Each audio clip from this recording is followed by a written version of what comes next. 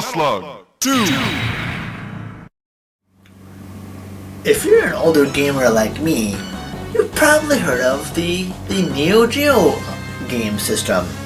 Well, actually, the Neo Geo first started out as an arcade machine, but SNK made it into a console version, which is pretty cool. But sadly, it was also very expensive. And the funny thing is, the Neo Geo home console version, I think it's the AES, is still really expensive, as are the games. Well, a couple years later, with SNK seeing how that very steep entry point, they released the Neo Geo CD. And that was nice because now they put their games on CDs, not cartridges, which made it a lot cheaper. And then in Japan, actually, they made a Neo Geo CDZ. Of course, the CDZ, the difference is the CDZ had, as awesome as the Neo Geo CD was, that CD had very slow loading times. Whereas the CDZ, even though it had the same kind of CD-ROM, it had more cache in it.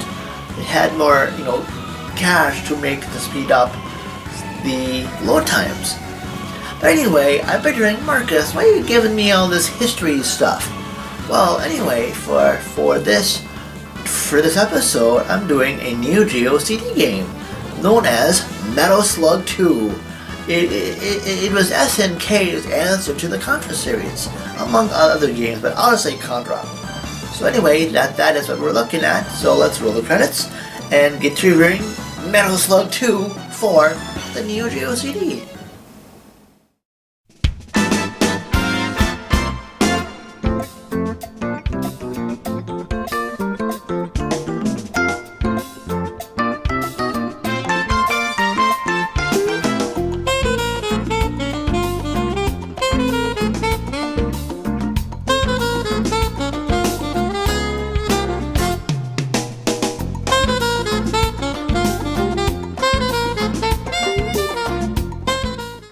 Metal Slug 2 was released in 1998 for the Neo Geo CD.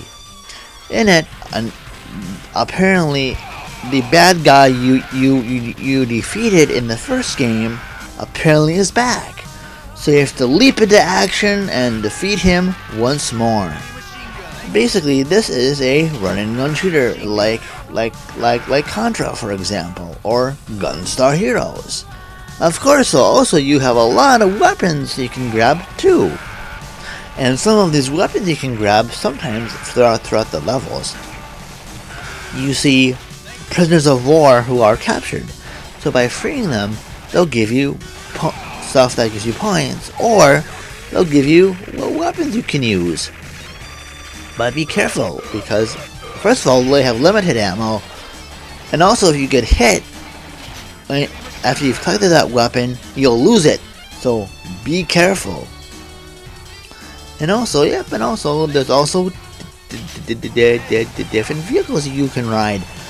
Apparently, you can ride but besides the namesake Metal Slug tank you can ride, which is pretty awesome.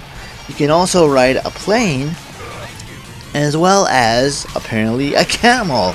Yes, you heard that right, a camel. This camel is fitted with a cannon, a Vulcan cannon that you can use to dispatch justice. That is cool. In fact, I think it's one of the most interesting uses of an animal I've seen in gaming so far. So that's pretty funny. And in this game, you can make changes to your character. Although probably not the changes you'd probably want. The first change that can happen is in this game, there's a part where you go into like a pyramid or something, like a tomb or whatever. I don't know what it is, but it looks like a tomb to me. And you can change, if you get hit by these mummies in this tomb, you yourself will change into a mummy. And your offense, your gun firing and other things is drastically, the time for that is drastically reduced. So it'll take you longer to shoot your gun, throw a grenade, stuff like that. So be careful. Although there are antidotes you can find throughout the levels too, that people can drop to help bring you back to your non-mummified state. And the other change is, of course, this is kind of funny. You can get fat because if you see food throughout the levels in certain levels, if you eat too much food for points, your character can get really obese and fat. Although what's interesting is some of your weapons actually do more damage. How about that, huh? But though at the same time, those weapons will, if you get say a rocket launcher power up for your main character, and then he gets obese, and you fire it, they turn into big fat cherry bomb rockets, which is pretty funny. So that I found that more humorous than anything. Although, again though, you will move a bit slower in your obese state. Although too, if you can find a diet powder power up, or just not get any food power ups for a while, you will go back to your nice trim military trim self. Also to note, this game, even though this game got rave reviews, it did have some slowdown issues, among other things. So a while later, SNK made Metal Slug X, and that fixed the slowdown issues, among other things. But that game will be for another review. Besides the Neo Geo version, this game got released, and I think some of the I know it was on the Nintendo's Virtual Console for a time, and also you can, if you want to get this game also in a physical form, this also was made as a playable game on the Metal Slug anthologies for the PS2 and Nintendo Wii. I think it might be on the Xbox, but I'm not too sure. But if you have a PS2 or a Wii, you can totally pick this up, and I don't think it's not too expensive at this time. But I really haven't looked, so you might have to look. But it should be pretty cheap still. Well, even though I'm not too good at running gun shooters like this, because actually for this review, since I'm playing this on my Neo Geo CD, I was able to use my Unibios modded part of it, most notably the cheats part, to help me not die as much. But hey, if you're good enough to go through this game, all the more power to ya. But I still had fun with that because then I could actually finish it. But I really like this game, and I myself do have, besides this game, I do have both the aforementioned.